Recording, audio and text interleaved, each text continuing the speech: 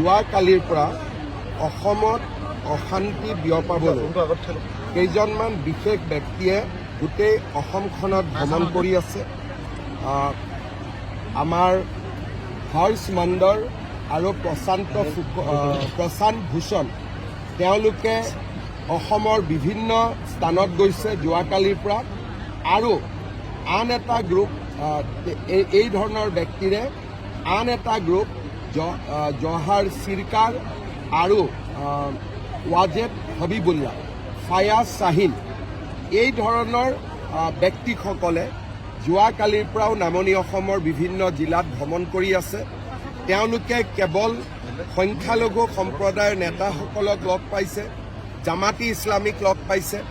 অসমত এটা অশান্তিৰ বাতাবৰণ বিয়পাবৰ কাৰণে NRCৰ সময়ত যেনেকৈ এই ব্যক্তিসমূহ অসমলৈ আহি NRCখন ফেইল কৰিছিলে, তেনেকৈ আৰু এটা প্ৰচেষ্টা আৰম্ভ কৰিছে।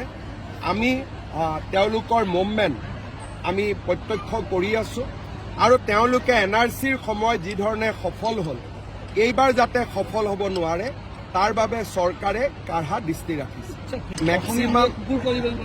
মেক্সিমাম এই ফেচবুক একাউণ্টবিলাক পাকিস্তান আৰু বাংলাদেশ।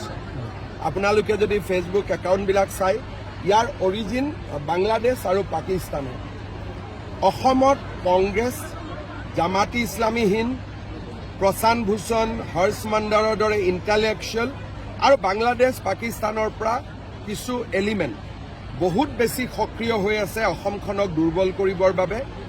আমি সকলো অসমীয়া আৰু ভাৰতীয় একত্ৰিত হৈ থাকিব লাগিব, যাতে এই ষড়যন্ত্ৰ আমি বিফল কৰিব পাৰোঁ। যোৱাকালিৰ পৰা অসমত অশান্তি বিয়পাবলৈ কেইজনমান বিশেষ ব্যক্তিয়ে গোটেই অসমখনত ভ্ৰমণ কৰি আছে।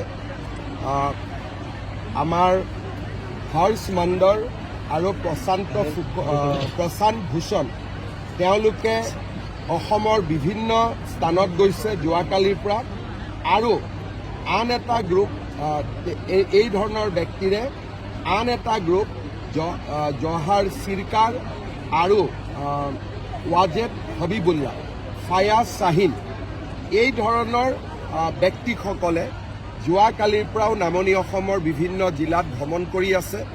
তেওঁলোকে কেৱল সংখ্যালঘু সম্প্ৰদায়ৰ নেতাসকলক লগ পাইছে, জামাতি ইছলামিক লগ পাইছে।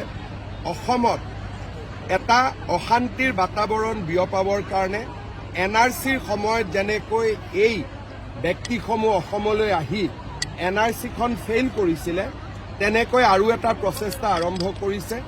আমি তেওঁলোকৰ মুভমেণ্ট আমি প্ৰত্যক্ষ কৰি আছোঁ, আৰু তেওঁলোকে NRCৰ সময় যি ধৰণে সফল হ'ল, এইবাৰ যাতে সফল হ'ব নোৱাৰে তাৰ বাবে চৰকাৰে কাঢ়া দৃষ্টি ৰাখিছে।